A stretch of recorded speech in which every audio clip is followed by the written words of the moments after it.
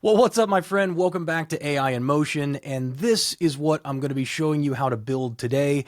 It is a post generator for your short form content. So let me explain the problem that I was solving for here. I, like most entrepreneurs who use content as part of their marketing strategy, am constantly running up against time constraints. YouTube is my primary platform. It's where I do most of my content creation. And in a given week, I usually produce a minimum of 2 videos for YouTube. And for each one of those videos, I have 5 pieces of short form content. So in total, that's about 12 pieces of content a week on top of everything else I got to do to run my business. And up until, about a week ago, I was just simply posting those shorts, scheduling them on YouTube, and then posting my full video breakdowns every single week and just leaving it at that. But I've got a reasonable following on LinkedIn and X as well. And so I thought, man, I really would like to be using those to help promote the content as well. But as you can imagine, that means I got to write posts for every single one of those videos. And it's not a lot of work. It's just extra stuff that's got to be done every single day. And so I designed this workflow to take short form content that I have created and to automatically write posts that I can then just copy and paste every single day. And it cuts my time down from, maybe an hour of thinking up what I'm going to post and then sharing the video to probably about 5 minutes. And so I just want to walk you through how it works and what we're going to be doing. So normally, let me just start off by explaining this. Normally, I would use a Google Drive trigger node. So I have a Google Drive folder here that just has a ton of transcripts and videos in it. And I would normally just be calling to this every single day at around the same time. So at 2 p.m. every day, I make a call to my Google Drive and I say, hey, is there any new content inside this folder? And if there is, then I want you to run the workflow. But in order to show you really how this works, I can't do that because if I try and execute this workflow, it will only pull in the first item. That's just, I guess it's a fluke inside of N8N that it only runs one as a test, and we want it to run multiples for this use case. And so what I've done is I've set up a Google Drive folder and a manual trigger. And this is if this is confusing to you, just understand that I can't use the Google Drive trigger for this. I have to do it a different way so I can show you the demo. But what I've done is I've set up a manual trigger, and then as soon as I execute this workflow, it's going to call to a specific folder. And the folder that I've chosen is just this empty folder here for AI in Motion Shorts. And this will all make sense in just a second. So the first thing I have to do after I've created my short form content is that I have to go out and I have to build the transcripts that go with it, right? So inside of my list of folders here, I've got this video thing that I did, video I did earlier on how I used N8N to replace Zapier and save myself like $1,500 a year. And if you want to watch that, I'll leave a link in the corner here or in the description where you can go check it out. But if you use Zapier, you should really think about switching to N8N because it's so much cheaper. But I've got 5 pieces of short form content here. And what I've got to do is I've got to get transcripts for all of those. And so I use a program called Mac Whisper. I don't remember how much I paid for this, but I remember it was cheap. So I would say less than probably $60. And all I'm going to do is just take all these short form videos and just drag them over here. And what it's going to do is it's going to create transcripts with exactly the same file name, just with a different extension. So instead of having an MP4 extension, it's going to have a .txt extension. And that's going to be really important for this process to work correctly. But Mac Whisper works really quick. It's going to take all those videos and just transcribe all of them for me. And boom, we're done. That easy. Now, the next thing we need to do is we need to take these transcripts and all the associated videos and just dump them into this Google Drive folder. And this can be any folder, and you don't have to worry about what order they're in because it's not going to make a difference when we run this process. But I'm going to have to wait for these videos to upload, so give me just a second and I'll be back. All right, so now that everything's uploaded, what do we want to do with it? Well, the first thing we need to do is we need to match the video file with the text file, the transcript file, and get it into a spreadsheet. And I created a Google spreadsheet, and it's pretty simple. It just has the video name. It has the transcript of all the content that was in that video. it has the video file, the video ID to the file, and it has the transcript file. And what it's going to do after we run through the workflow is it's going to create a short form piece of content that we can use for LinkedIn or X. And then I added this status one on the far right column. Originally, my plan was to use this to auto upload a video and some text post every single day. And what I realized was, after about 2 days of working on this, is that LinkedIn will not allow you to do that. They'll let you upload images, but they will not allow you to upload a video and text automatically. So that was out. Then I went over and tried to do it with X. X will allow you to do it, but they require you chunk up the video, and it's a really complicated process. And I just wanted to get this thing working so I could use it. So as we progress, as I get some more time, I'll try and build out an auto poster for X, and then I'll show you guys how to do that as well. Today, all I use it for is once I come in here and make my post for the day, I just change this from not posted to posted. And that way it drops down to the bottom. And I know when I come in every day, hey, I'm just going to grab the top post and take that out and post it. So anyway, so how are we going to get all this data here into here? Well, that's where the magic happens. That's where the workflow comes in. So as I said before, normally I do this every single day on a trigger node that goes and searches the drive folder. We're not going to do that for this exercise because it won't run correctly when we're testing. So I created that separate file that we just uploaded all that information into. The next thing that it's going to do on that trigger is it's going to go into this batch collector node. And this is a code node. What this does, simple as I can explain it, is that pairs up the text file with the video file. And it acts kind of like a coat check system where you have the first video or text file comes in, whatever that is, and then it continues to search until it finds the matching corresponding file with the same name. And then once it's found both of them, then it moves it forward in the workflow. And again, I'll leave the JSON code so you guys can just download this and just copy this code because it took me a long time to figure out how to make this work right. The next thing we do is we go to an if node, and this really is for my benefit. We don't really need it, but I wanted an extra check. I wanted to make sure there was no problem. And so all this does is it says, hey, is there both a transcript and a video file here? Because if not, something went wrong and the workflow will stop. And if I wanted to, what I could come in here and do is grab a Gmail node, and I can just send a message. And what I would do here is if it was false, I'd send myself an email. So I'd come in here and I would message. Oh, is that right? No, not get a message. We want to send a message. Hang on. Send. There we go. It would send it to me. If I could type jasonstapleton.com.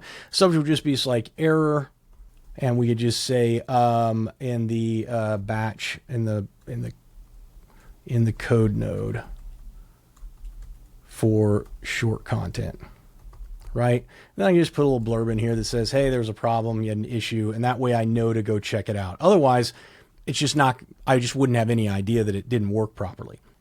Okay. From there, we're going to do a bunch of stuff that's going to create the post. And in order to, I think the best way to show you this is just to execute the workflow and let you see what happens. So again, it's going to match everything up. If we come over here, you're going to notice it's created the text, the titles, and put in all of the information here. The next thing it's going to do is extract the file, and it's going to extract the text. And one at a time, it's going to extract the transcript, and it's going to write the actual stuff that we want it to say. Okay. And then once it's done, it's going to finish. Okay. So now if we come back here, we have unique information in each one of these. Okay. And some of these need some work, so I can play around with this a little bit because tired of high cost of Zapier. I'm basically talking in the entire episode and a lot of these shorts about the high cost of Zapier. And so it's creating some that are very similar titles, and I can just come in and change that. Or I can always go back into the AI agent and make sure that it has some memory and it's not repeating the same sort of hook at the beginning of every single one of the posts. Okay, so at this point, you may be feeling a little overwhelmed at the realization that this whole AI agent thing isn't quite as easy as you thought it would be. Well, I got some good news for you. It can be. You see, the engineering team at Motion has spent years designing the most useful work tool for the 21st century. And they already have AI agents, exactly like the one I'm showing you, built directly into their platform that their engineering team can customize to fit your company's unique needs. So if you want a simple and friction-free way to add AI agents to your business, click on the link in the description for a free trial to test Motion out for yourself. And for everyone else, let's get back to the episode. So what happened in here? Well, as I said before, the first thing is we check to make sure there's a video file and a transcript. That all looks good. And then we pass it over into our Google Sheet. And I'm just grabbing from here the video title from the transcript, right? So the video titles are all the same. And the only difference I've done here is I wanted to remove the like .txt file from the, or .mp4 from the name. And so I just put in here transcript.name.replace, and then this little extra bit in here is just the code to remove that, that mp4 or txt file. And then I grab both the video ID and the transcript ID, and I plug them in. And that way, processed perfectly, we get all the information that we need. Then we got to download our transcript. So we download the transcript. I come in here, we do it by ID, and I just does both files exist, right? So we go back to this node here and say, yep, both of them are there. And so I'm just going to say, okay, I want you to go back here and I want you to pull the transcript. And I want you to run the transcript and get all of the transcripts that came through. And as you can see, we got 5 of them here. Perfect. And then the next step is we go through a loop. Now, what we need to do is, now that we have our transcript, we need to pull the transcript over one at a time and extract the data out of the transcript. So we have the file, but we've got to get it into a binary format so that so that this workflow can use it. So I use a loop over node here, and I'm just going to extract text from a file, which is this file here, and I'm going to take it and I'm going to extract it into data, which is the data file, the actual binary words. Okay. Next step, we got to append the row, right? So now we have our data. We want to make sure that that transcript gets added to our spreadsheet. So again, we're going to update the rows. This time we're going to add in the transcript. So if you notice back here, a bunch of these, this field isn't filled out, the transcript, and the post content isn't filled out. It's because I haven't created it yet. All I got was just the video title and the links to the script in the video. So this appends that and puts in all the content except the post content. The next step is I got to sort these fields. I got to tell it what's what. And so before I feed it into the AI agent, what I need to tell it is, I need to tell it what the content is, right, which is the transcript. And I need to tell it what the video file name is. So I drag that stuff into the fields here, and I pass that over into the next node. And this is what we're going to feed into the AI agent. So if you look here in the prompt message, I'm basically saying, here's the extracted text. So here's the transcript, and here is the video title. And this populates on the right, and you can see that everything executed correctly. Then we go into the system prompt, and this is where the magic happens in literally everything you do. If you're not getting the best output from your AI model, it could be the model, right? You could be using too cheap of a model, or you don't have a really good system prompt. And so, like I said, steal mine. Just go and download the JSON, you can have it.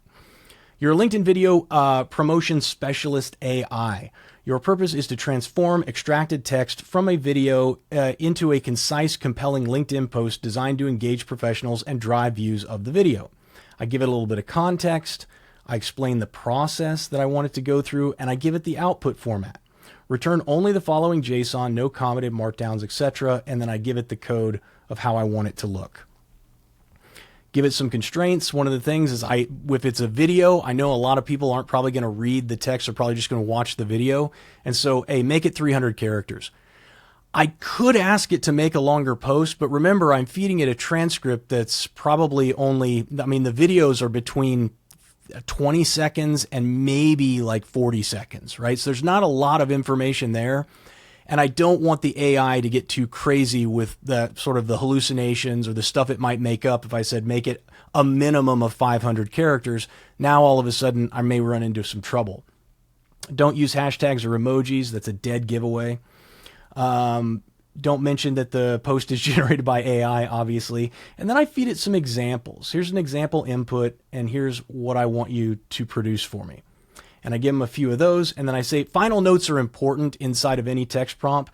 Even if you've set it up here, say it again if it's really important in the final notes. Is this, if the text is too short or non-descriptive, default to generic professional curiosity hooks. And if asked, you may generate multiple variations, but each must follow the same format. Never include video links or metadata unless explicitly provided for in the input. So that's the system prompt that I'm using to generate the output. And then here's the output here. And if we can probably match this up, if we go look at replace Zapier with N8N, we can see there's the post. Okay. Now, the last step in here is I want to get it into the spreadsheet so that I can use it. And again, I need to tell it what fields I want to put in and what fields are what. And all I really need to do now, because if you remember, everything's done except for uploading this post, the post content. So what I want to do is upload that content. The problem is this comes out as like a JSON format. And I don't want the JSON. I don't want it to look like this, where it says JSON/NN, etc. I just want the text. And so I use a little code here at the end to replace and pull out all of the JSON's junk. So I'm left with just the text. And then last step is I upload it by adding it to the post content. And that's it. That's how we do it. So what can we do with this now? Well, I'll show you the way I do it. So the way I would do it is I would come in here in the morning and I would grab this first little one here and I would copy it and I would say, okay, the big problem with AI in our education system. And then I would go to LinkedIn and actually let's use one of the ones we just did because that'll be even better. So let's use one of these down here. Let's just replace Zapier with N8N workflows. I'm going to paste this in. And then I'm going to come and I'm going to grab my video file that we just opened. And this is what makes it so nice is that you have all the information. All you got to do is match up the right video. So we'll come in here, pull the last one. Oops, we got to do it like this. Where is it? There it is. We'll upload this file. And then we can come in and clean this up. Looking to streamline your automation. Watch how to replace Zapier with N8N by creating workflows that connect your tools seamlessly from webhooks to Gmail. And then we can say something like, we don't need this in here. We can say, just link to the full video in the comments. Okay. And I might rewrite this a little bit replacing Zapier with N8N can simplify your life and cut your costs by 90%. Watch how to replace Zapier with N8N by creating workflows that connect your tools seamlessly. Yada. So we can modify this as we want to, but then we just go ahead and make the post and it's done. I come back in, mark this as posted, and we're done. So again, this is the idea, is that everybody wants to create these huge workflows, these massive things that are guaranteed to break and that you'll fight them all day long. You'll spend most of your time tinkering and fixing and trying to figure out why something isn't working right. And you're going to spend more time working on this stuff than you are actually utilizing it. And that's why I build these smaller workflows. Number one, building the smaller workflows is sort of like in line with my abilities as an N8N developer. But more importantly, is that I can actually use this. I use it every day now. It's something that I built out in about a day. I was able to get it working, and now it's cutting probably 30 minutes a day or so off my life. And if that was all that I was doing, then what is it really worth? It's only 30 minutes a day, right? But when you compound that with other little workflows that are each cutting 30, 40 minutes a day off of your work, off your workload, so you can focus on the things that actually matter in your business, like bringing in money and working with the clients that you have, all of a sudden now you've created hours of extra time in your day. And listen, if you got this far into the video and you're looking at it and you're just completely overwhelmed and you're thinking to yourself, I don't want to spend months figuring out how to build this stuff out or figuring out how to modify templates that somebody else created. I just want to come in and have it work. Well, I want you to go check out Motion because they have just released their own AI agents that are literally plug and play. You click a couple of buttons to get it set up and you click go and it just works. So again, if you're interested in building your own stuff and designing your own things and really customizing stuff and you enjoy being in the weeds with this like I do, then by all means, use this. Go check it out. Apply it to your own workflow. But if you're just a business owner who's looking to implement AI in a really seamless way that's plug and play, Motion is the place for you. There's a link in the description so you can try it out for free. So click on that and I'll talk to you soon.